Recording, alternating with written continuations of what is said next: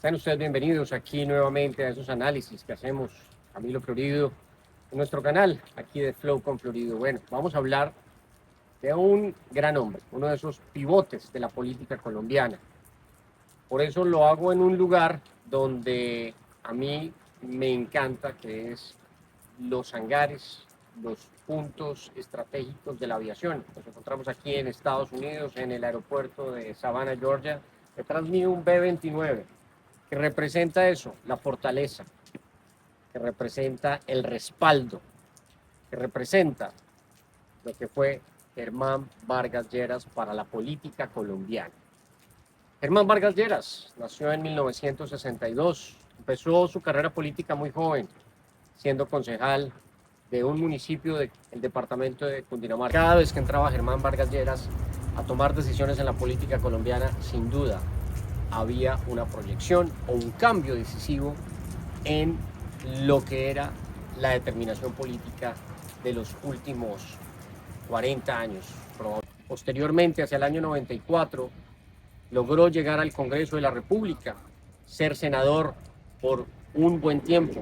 Y luego del 2008, el ser uno de los congresistas más votados en Colombia, empezar a construir una carrera para lograr, así como lo fue su abuelo, Carlos Lleras Restrepo, presidente de Colombia. Hay varios factores de análisis. ¿Por qué Germán Vargas Lleras no llega a ser presidente cuando tenía el respaldo de la mayoría de los colombianos, cuando jugó momentos decisivos en la historia de Colombia? Y yo les voy a dar mi percepción desde lo que yo he tenido la oportunidad de vivir en la política colombiana. En estos, tengo hoy 40 años y he tenido la oportunidad de estar en la política colombiana por lo menos los últimos 20 años de mi vida.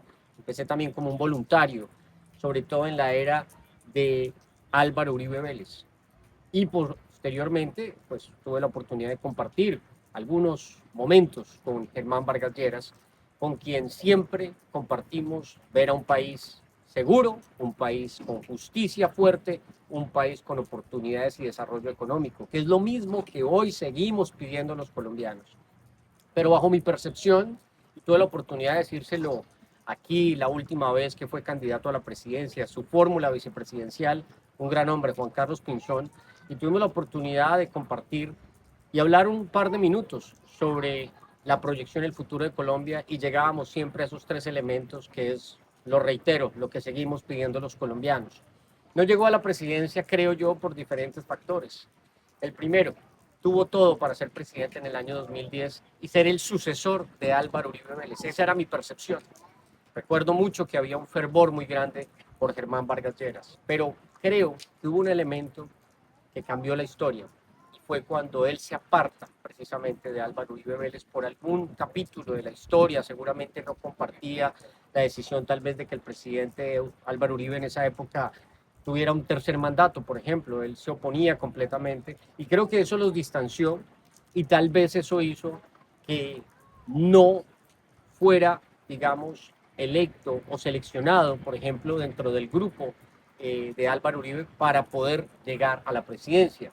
Se terminó seleccionando a un personaje nefasto, al traidor de Juan Manuel Santos, que hay un libro de la periodista Vicky Dávila que explica perfectamente cuando como que Germán se aparta de Álvaro Uribe y entra el oportunista de Juan Manuel Santos para poder ganarse la confianza del círculo de Álvaro Uribe Vélez y finalmente lograr ser el candidato de nosotros los uribistas, y por eso votamos por ese señor en el 2010.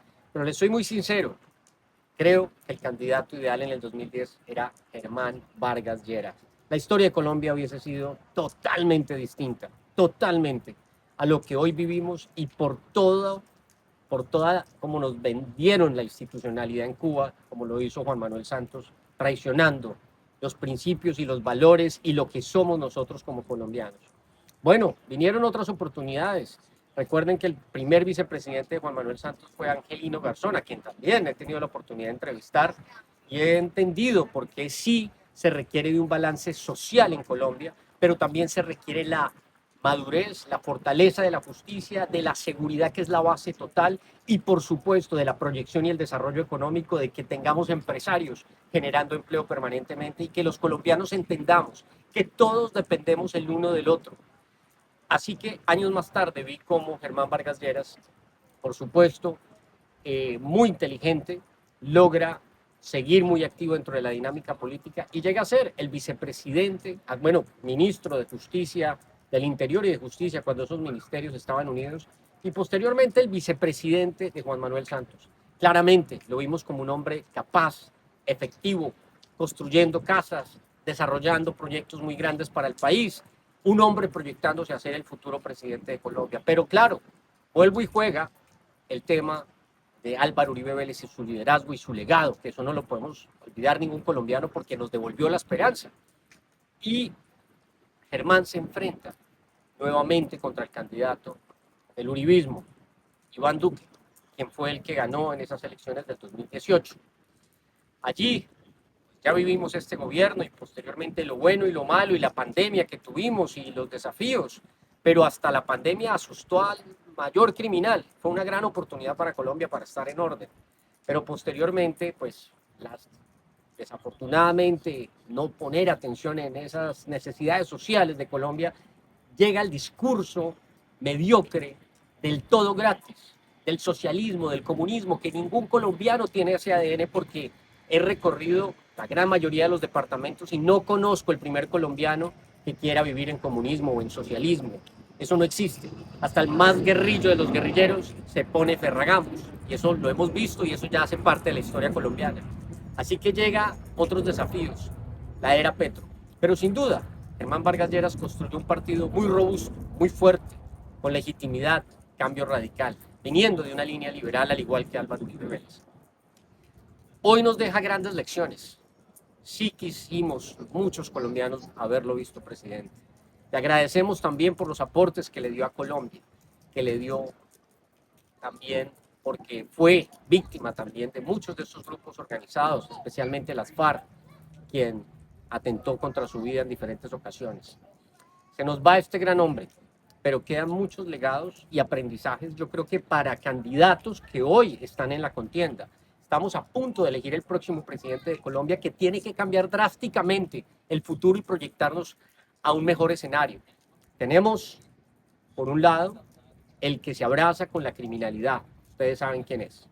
Por el otro lado, tenemos a un hombre con muchas capacidades, que ha sido empresario, un hombre que tal vez comulga con nosotros, como lo escuchamos en su discurso, la seguridad, la justicia, el desarrollo económico.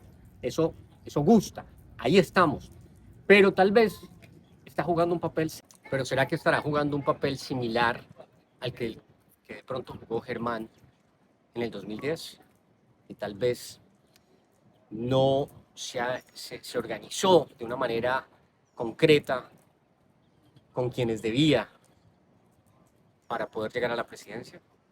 Pues bueno, ahí está un hombre que hoy construye su carrera política admirable, que ojalá también llegue un día a ser presidente, y es Abelardo de la Esprilla. Pero, tengo que decir, el momento es coyuntural y mi mensaje siempre es muy claro. Yo siempre voy a decir a quién recomiendo apoyar, pero usted, colombiano, es el que toma su propia decisión. Y esa es la gran Paloma Valencia. Paloma Valencia hoy ha querido reunir a Colombia, porque como dice uno trabaja quitándome el sombrero con lo que le da a uno la tierrita. Y sí, nuestro país tiene gente de todas las connotaciones culturales, pero sobre todo tiene gente que quiere vivir bien. Y creo que Paloma Valencia entiende perfectamente ese mensaje. Por esa razón, espero que ojalá la próxima y primera presidenta o presidente de Colombia sea Paloma Valencia. Y por supuesto, que Abelardo juegue un papel importante, porque también creo que ha sido un hombre que va mostrando tenacidad al estilo Germán Vargas Lleras dentro de la dinámica política. Hoy nosotros somos la nueva generación. Esto nos muestra una vez más que todos pasamos por la vida, pero vamos creando capítulos. Y por esa razón yo creo que Germán Vargas Lleras se merecía este homenaje de respeto, de agradecimiento que le dejó. En mi época yo era el joven, éramos la juventud. Hoy ya no somos tan jóvenes. Hoy nos toca tomar las riendas de Colombia. Y hoy nos estamos proyectando para que Colombia precisamente tenga buenos escenarios, esté bien conectado en el mundo. Por eso yo comparo hoy a Germán con este P29. Tenacidad.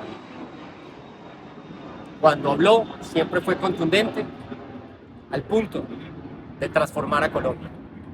Pero hay que saber dónde nos podemos estar. Y bajo mi percepción, desafortunadamente, no llegó a la presidencia porque en algunos momentos, tal vez creyó que podía solo y tal vez tenía la fuerza. Fue un hombre muy votado en Colombia, muy respaldado, mucha gente lo ha querido. Así que este es la reflexión que nos queda de Germán Vargas Lleras. Gracias a Germán Vargas Lleras, a su familia, a su legado que estará vigente y por supuesto Colombia, estamos a tan solo menos de 20 días para elegir la nueva presidente de Colombia. Ojalá sea Paloma Valencia. Vamos por eso, Colombia. Yo soy Camilo Florido y sigan siempre aquí en mi canal. Escriban sus comentarios, den sus opiniones. Yo siempre soy abierto a escucharlos y a que podamos seguir escribiendo la historia todos los días. Flow con Florido.